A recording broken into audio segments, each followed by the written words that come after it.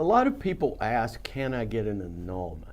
And annulments are really rather rare under the law.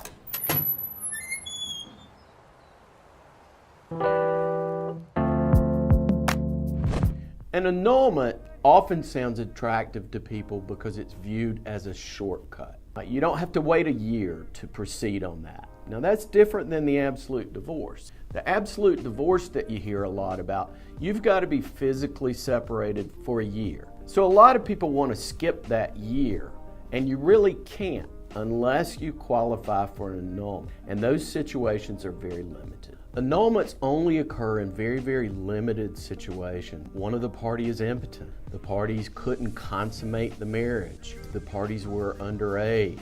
And then the last instance, as far as annulments, and can you get an annulment, is whether or not the parties had mental capacity to enter into the marriage. Situations where annulments may be appropriate are if you had a much older person marry someone or try to marry someone under the age of 16.